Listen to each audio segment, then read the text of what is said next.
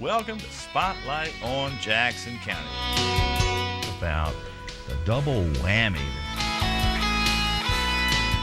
Job creation and education and health going. A Tauntaun sleeping bag. Yes, as we go, a lot of changes take place. What about all this gridlock?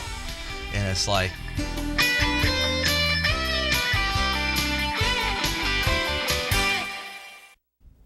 Hello and welcome to Spotlight on Jackson County. Joining me in the studio here at WKFK TV7 tonight is a good friend of mine and a lady who has formed a special organization that we're going to tell you more about tonight, and that is South Mississippi Special Needs Organization.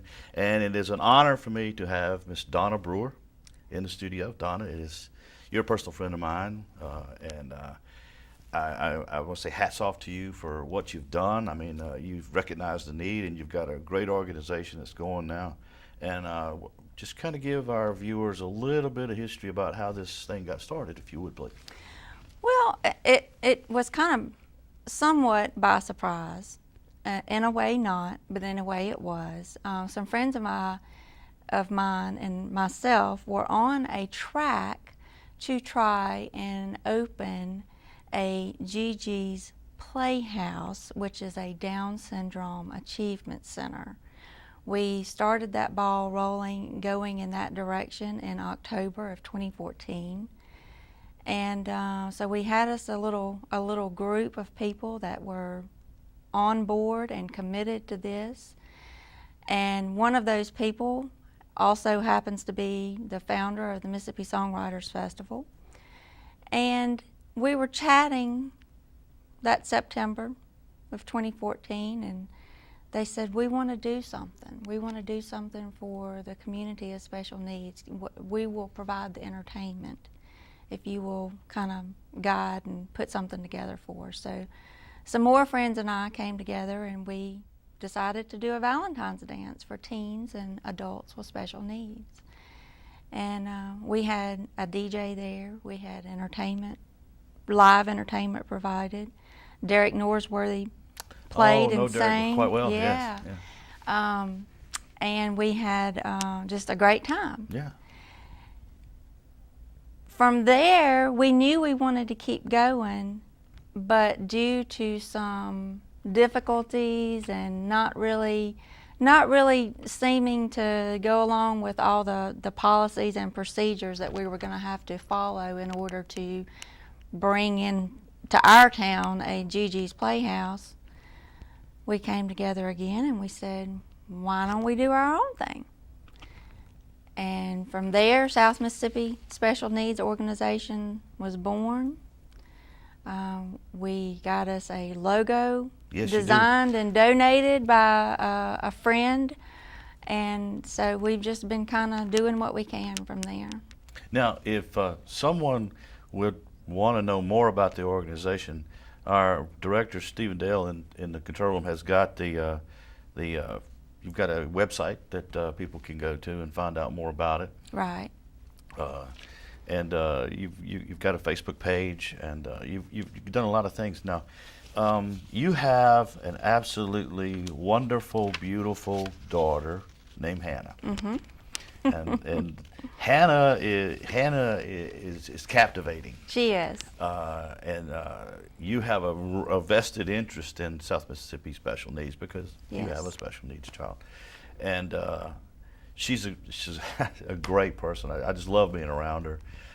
So, how successful has this become? I mean, you get started with one event, and then you get another event, and then all of a sudden, it just kind of exploded, didn't it? Like a big fireworks display. In a great way, yes, it did. In a great way. I didn't set out to have another special needs organization on this coast. I don't know, Doug, how familiar you are with all the great organizations that are already here. I was heavily involved in Gulf Coast Down Syndrome Society for many years back. The Buddy Walk is hugely successful. There's another very successful and great program, Dream program, that's out there.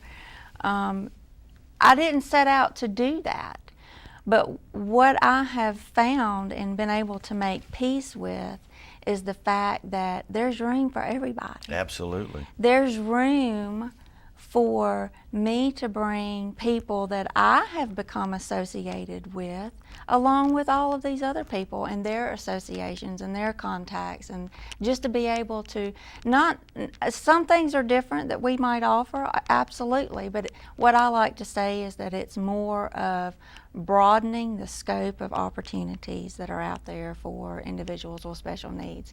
And the biggie is the fact that there's so little out there available for teens and adults with special needs. And I know that because I've lived it.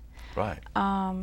One of the things I like to always tell and make sure that I honor his memory is my own brother. I was not spawned into the special needs arena just as a result of Hannah's birth. My oldest brother, Steve, who's no longer with us, he passed away in 2010, but Steve was never diagnosed, so we never knew exactly what his special needs diagnosis was, but it really didn't matter. He grew up in an extremely loving family, and our whole family loved him. But when I had Hannah, it really became personal. It really became personal to say, I want to make opportunities available for Hannah that even my own brother might not have had or didn't have. I know he didn't have it. My brother did not get the opportunity to go to a daycare and be in an inclusive environment. My daughter did. So it's those things that just spawn me on, that keep me going. And as long as, you know, we've got people that are interested and they're showing up and we've got the support, we're going to keep going for as long as we can with it, and just see how far it goes and what we do. But if someone out there has a special needs child, they can go to that website and get more information, and there's contact information on that website. Absolutely. And they can call you, and they can become a part of your organization. Absolutely. They can come volunteer, and they can come help make these events possible. They can come help you do the work, because none of these things that we're going to talk about here in a few minutes happen by themselves. It has to be dedicated people like yourself. But how many people do you have currently? You have a board, you said? We do have a board. We have a board of 8 people. My husband, Jeff, you know very well, he is one of those. Jeff's a great guy. People. Jeff is very supportive of not only you and Hannah, but you have a fantastic son, Gavin. Yeah. So yeah, I could see what Jeff. I could not do this were it not for his support. I do not work outside the home any longer. I quit several years ago. As a matter of fact, after my brother passed away, I had to quit, and I've been at home for 6 years now, and it's only because of his support that I'm able to do that. And that's another thing that's so important when you're doing things like this. You can't work a 40 and 50 hour a week job and have your home life and put in the hours to do something like this. You can't do it. You also can't do it alone. So speaking of, you know, you were going to the point of who the board is, who the people are. The people are my absolute wonderful circle of friends that I have. Cindy McNally, she's responsible for the website. I have nothing to do with that. She has done all of that on her own. George Compass, his fiance Amanda Knight, Sandy Chestnut, Liz Turnage Hoop, who you probably know, might have met before. I'm probably leaving somebody out. I've already mentioned Jeff, but my own mom, my parents, I mean, they have helped us so much. People that I haven't named that are not on the board that contact me and say, Donna, I want to show up. I want to be there and I want to help. What time do you need me? What do you need me to do? That's the kind of people that are involved with all these events that we've had, the Beautiful Me pageant, the Valentine's dance, the crawfish boil, the Halloween party. That's the kind of people that I've had contact me and say, what can I do? You know, this is touching people, and part of our conversation before the show started is that you were approached by the organizer of the songwriter. Yes. And he was so taken was Hannah, Yes. which I can understand. He actually volunteered. He came to you and said, Donna, I want to do something to help. And that's how that got started. Yes. And, you know, people want to help, and they want to contribute, but this organization is the venue by which they can. Yes. Yes. And this organization is the venue by which, if you have a special needs child out there and you want them to participate, because you're right, they don't have events that are tailored for them, and they didn't way in the past, I know that, as you can attest because of your brother. So this is something that enriches their lives, That's right. makes them feel a part of life. Right. And that's what we need to do. That's what human beings need to do. We need to treat everyone with respect, and you're doing that with this organization. Now, you've had some events that we've missed because of the scheduling conflicts with the show, but you've got more coming up, and the next one on the list is the Family Fun Day at the Harrison County Fair on 10 September. Yes. And this, you were telling you before the show, Harrison County has not had a fair since. It's been Nobody can remember. 80 years. I can't remember the year. I think it's been like 80 years. The president of the Harrison County Fair Board, Justin Skinner, this is his dream. This is like his child. This event has become his child, and his heart is in it so big. And I've had many conversations with him, and Justin said, Donna, we want to have an aspect of this to where the community knows we want to welcome and embrace the community of special needs individuals and their families. Would you be willing to bring your organization on board, tell me what you need, how much space you need, and we want to set aside a day for these individuals. We want them to come out. We want them to have a good time. We will have a talent show if there's somebody that wants to do a talent show. Whatever it is that you want to do. That might be Hannah and her guitar. It's going to be Hannah and her guitar. And a few others, we hope. Well, you know, it's so touching to me because in my earlier years, and yes, Stephen Dale, I'm old, I was aware of special needs people, and they were kind of like shut in. They didn't have these opportunities, and it takes dedication from someone like you and other people that you mentioned and your board. And I want to say that you're incorporated with the state of Mississippi, and you're working on your 501c3 with the IRS, which is not an easy thing to do. No, Trust me, I know. My wife, God love her, was the one that was responsible mainly for the GI Museum becoming 501c3. But I keep working at it, and I know you will. You're dedicated. And we're going to have to take a short break here, but we're going to come back and talk more about the Special Needs Organization in South Mississippi. Wonderful. And Mrs. Donna Brewer, who is one of the organizers of the organization. So don't go away. We'll be right back right after this. At Foster's Heating and Air, our installers are trained weekly and committed to quality. We strive to get your job done right the first time. We're not done until you're satisfied. Foster's service and PTU teams have decades of experience providing the Gulf Coast with the best professional service. And we offer a 2-year labor warranty on all repairs. We count on our teams every day, and so can you. This is Foster's, home of the old reliable. We are Foster's. Join us for lunch at the Tiki Restaurant, Lounge, and Marina, where you can enjoy one of our 12 different lunch specials from 11 a.m. to 2 p.m. Tuesday through Friday. Or try our $9.95 menu available 2 p.m. Tuesday through Friday and all day Saturday and Sunday. On Tuesday night, bust open some crab legs with all-you-can-eat special from 5 to 8 p.m. The Tiki Restaurant, Lounge, and Marina open Tuesday through Saturday for lunch and dinner. Welcome back to Spotlight on Jackson County. We are continuing our interesting conversation with Ms. Donna Brewer. She's one of the organizers of South Mississippi Special Needs Organization, a great organization. And Donna, welcome back to the show. Thank you. Before the break, we were going to be talking about some of the events you got coming up. But Yes. I want to say that one of our videographers, Stephen Dale, was at a concert, and he was able to capture some video of Hannah on stage with Derek Northwood. Tell us about that. Oh, my And goodness. while we talk about it, we're going to show a little bit of Hannah on stage. Oh, that was amazing. That was actually a benefit concert that night in Moss Point that,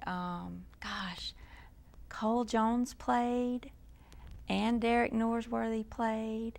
But by that time, we had met Derek and gotten to know him, and he had gotten to know Hannah, and Hannah had really gotten to know Derek. Derek would she's just been fascinated with him, and so we were all there that night, and that's just Derek. Yeah, That's Derek is a fine young man. That's who he is. Yes, he's a fine young man. And he knew that was going to make her night, and it did.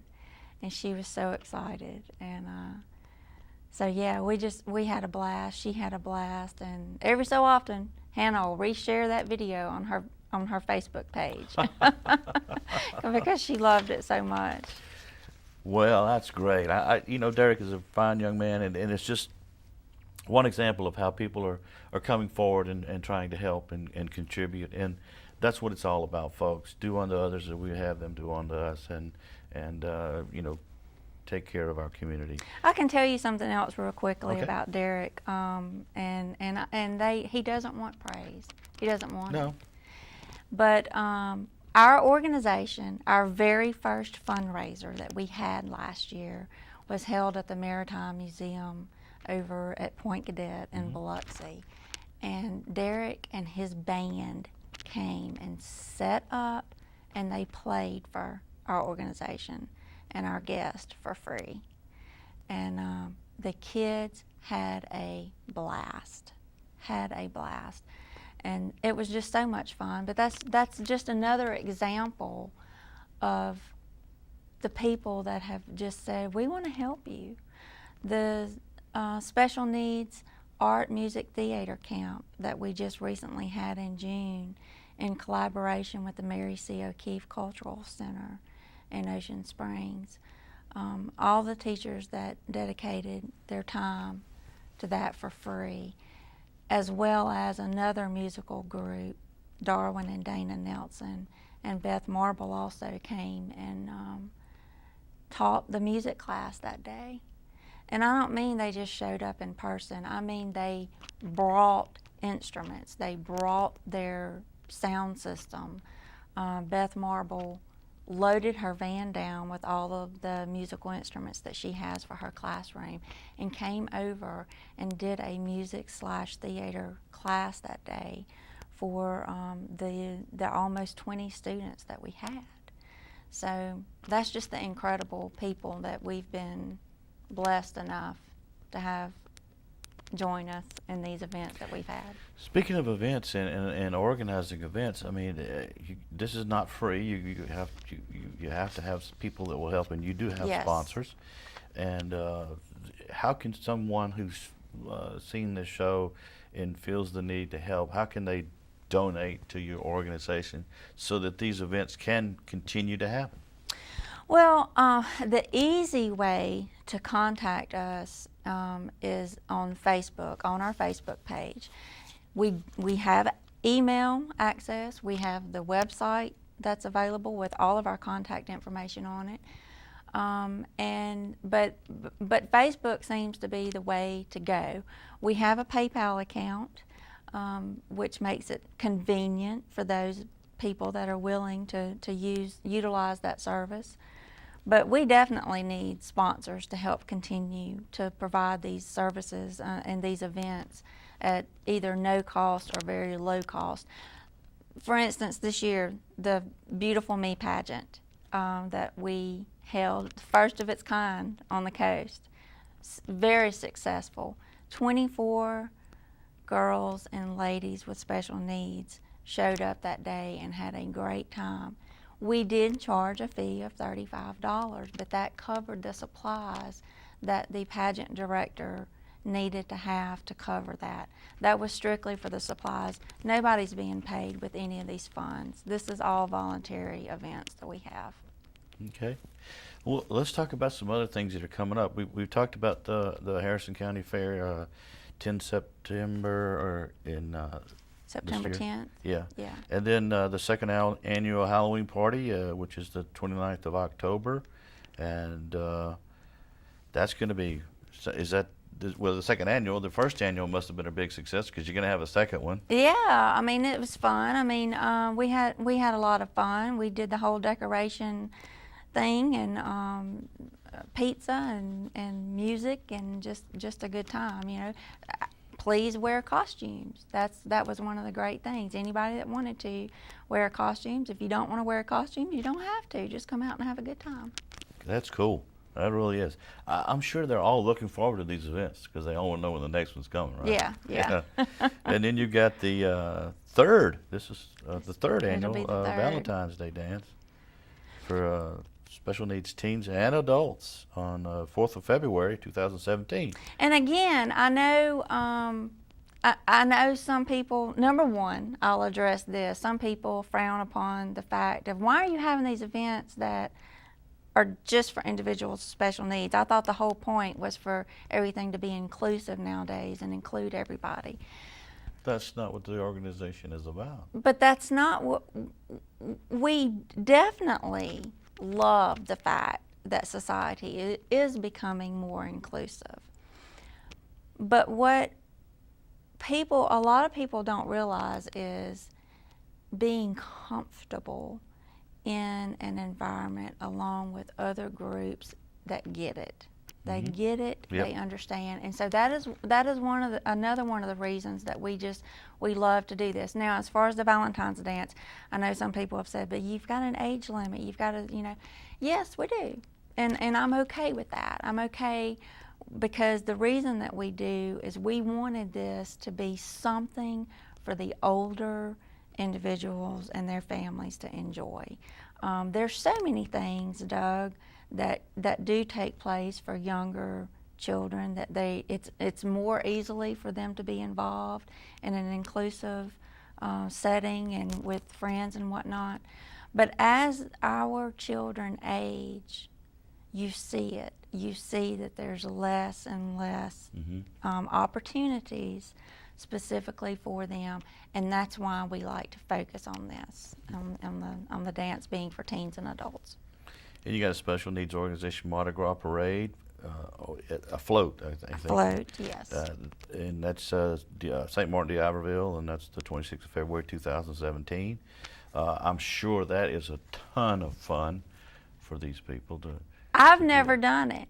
What? I've never done it. Well, we hope to see you on the float this year. My right-hand partner in crime, as we call one another, Cindy McNally, who used to be over the team organization chapter for Ocean Springs.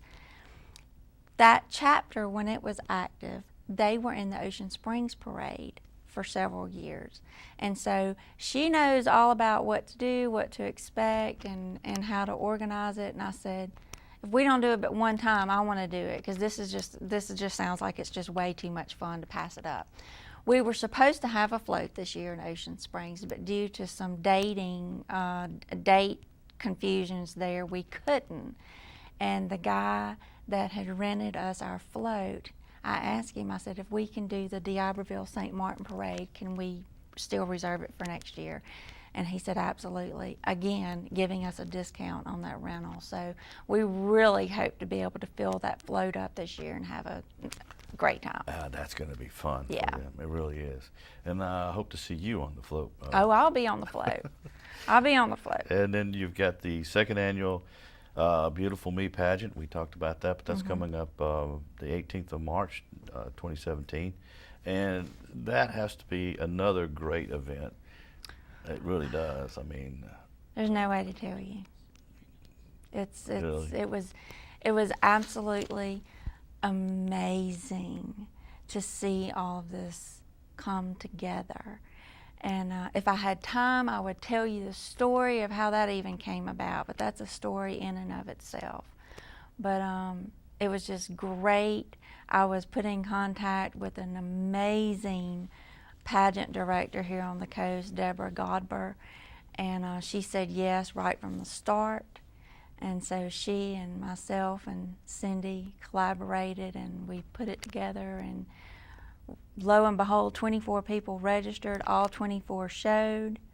The crowd was just, we were just floored.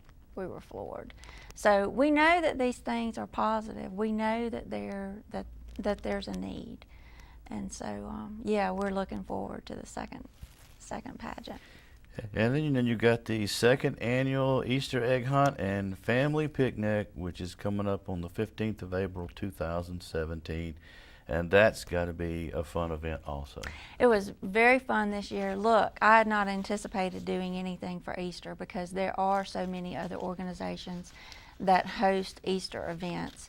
But our friend at the American Legion, Post 33, over in Biloxi, Mississippi, said, y'all want to do something for Easter? We're going to provide hamburgers and hot dogs. Again, someone reaching out to us saying, we just want to do something, Donna. What do you want to do? And I said, you know what? I'm not going anywhere out of town for weekend. Why not? Let's do it. And we did, and we had a beautiful day. We had a great crowd, and the kids had an absolute great time. And Tim, the commander over at American Legion, said, as long as I'm here, y'all are welcome. Well, that's fantastic that people are realizing what your organization is, and they're stepping forward to donate their time and their money and their efforts, and it's a really great thing. Absolutely. Donna, we've come to the end of the show. I mean, it just went by so quick. I want to say I really appreciate your friendship in your husband and Hannah and your son Gavin. You're very close to me and very dear to my heart, and I want to thank you for coming on the show and being here on Spotlight on Jackson County. And you know, I really am glad that I could do a small part to help your organization.